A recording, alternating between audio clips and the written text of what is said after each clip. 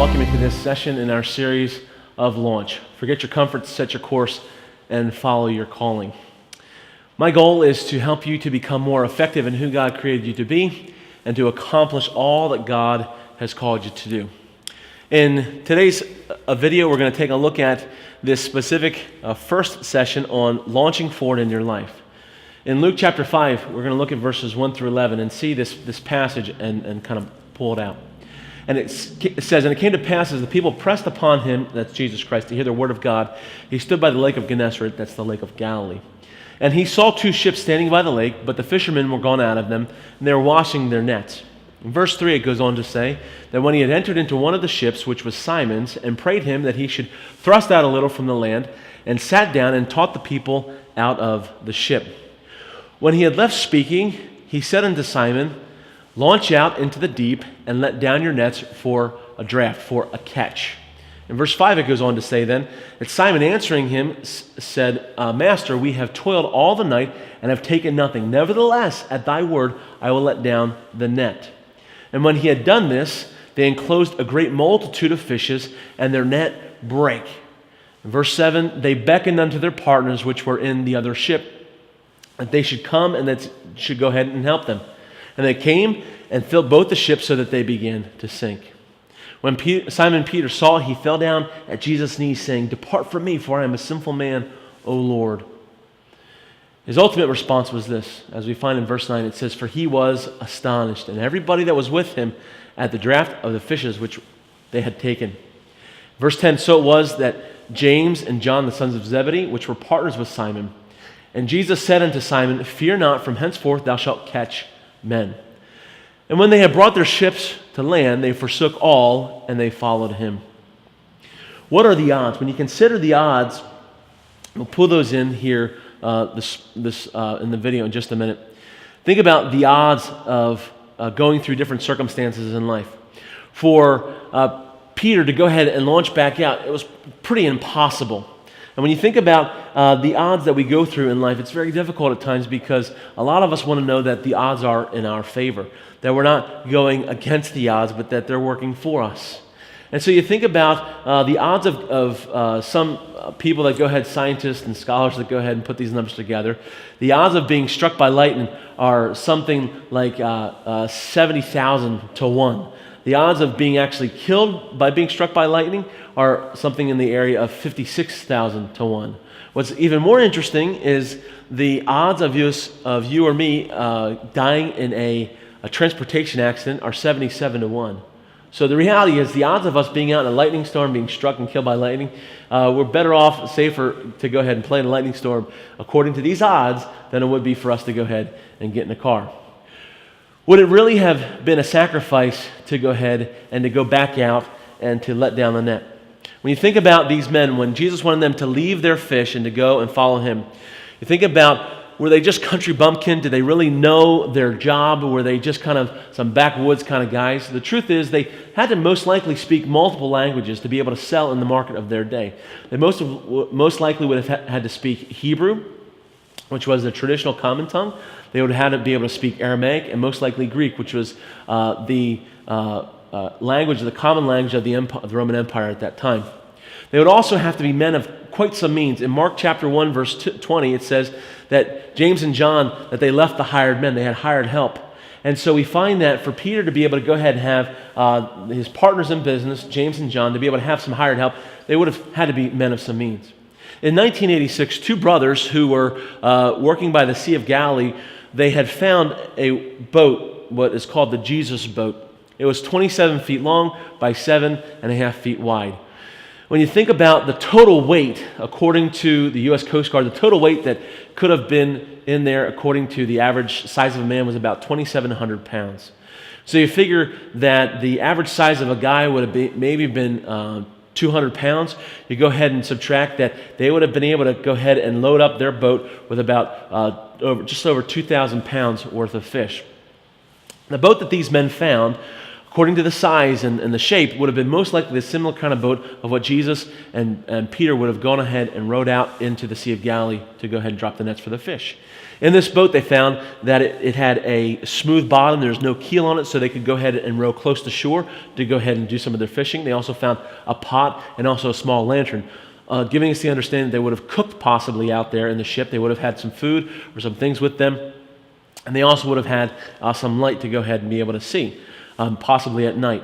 The kind of fish that Peter would have fished for, there's 3 different kinds of fish. They had small sardine fish that the land of Gadara, where you have the story of the maniac of Gadara, where you have Mary of Magdala, was most likely one of those fishing towns that would have gone ahead and processed those sardines. The name Gadara or Magdala actually has this idea of to pickle or to catch small fish, and so they would have been a place to go and export those fish. There's also the mushed fish, which is also known as St. Peter's fish. It was a fish that was roughly 18 inches long, about 1.5 feet, and it was also about 3 pounds. And so most likely, those are the kind of fish that they would have caught. When you think about the fishing, there's 3 different kinds of net. There is a cast net, which would be a big round net in diameter that they would just drop into the water and then pull the fish back out. There's also what's called a trammel net, which is a net that has 3 portions to it. Each section of the net is smaller than the other, so they can go ahead and catch larger fish, medium-sized fish, and smaller fish.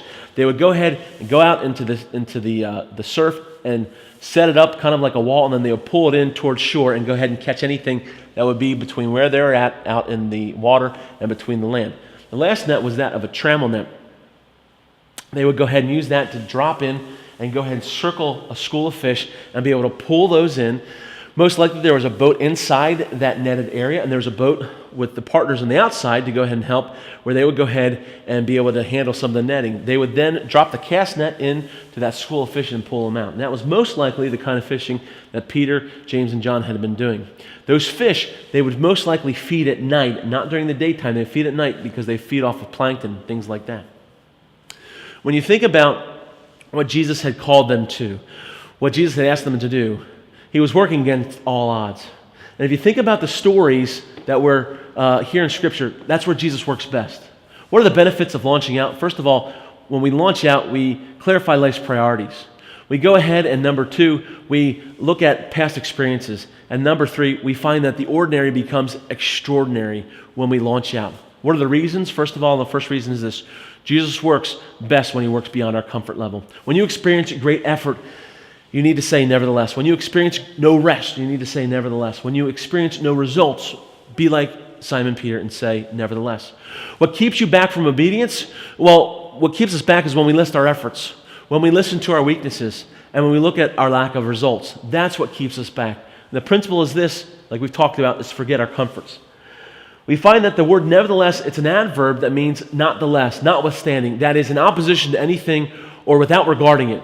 The idea that it's raining, nevertheless we're going to go out anyway, outside.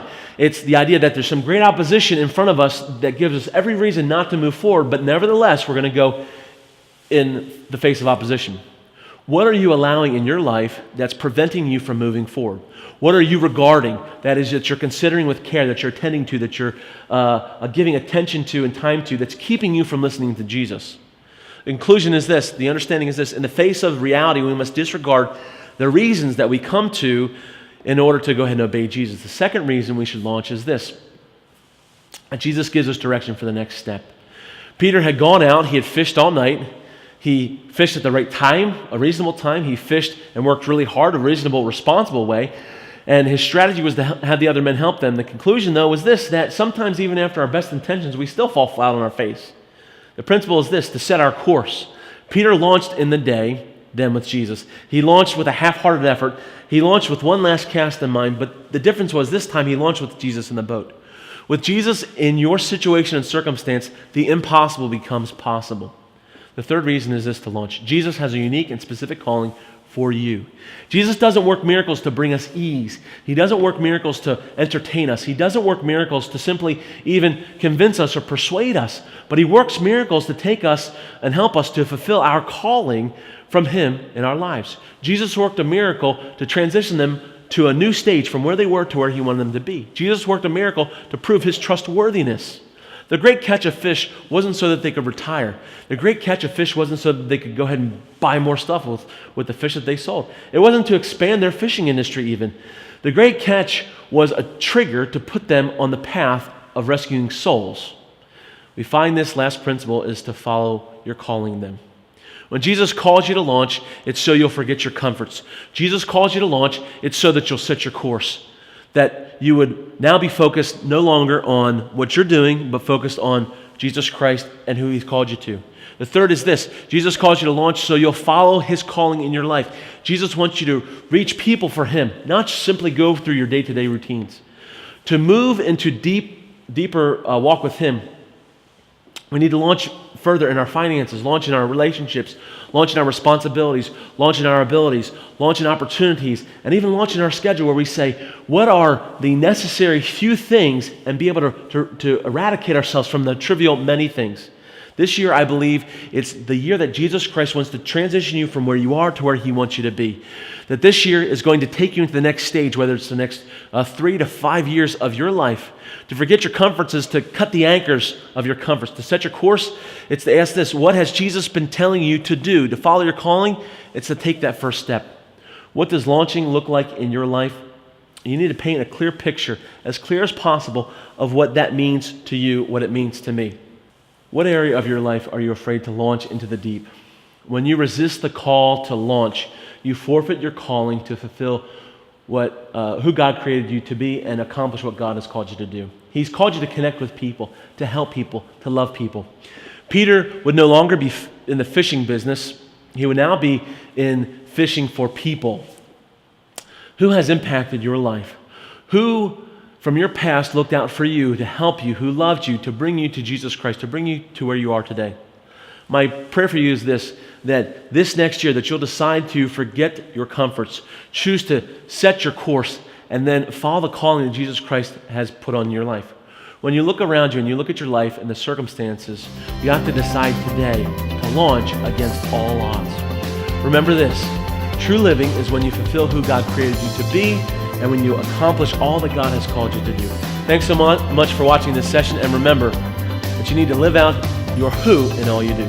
We'll see you next time.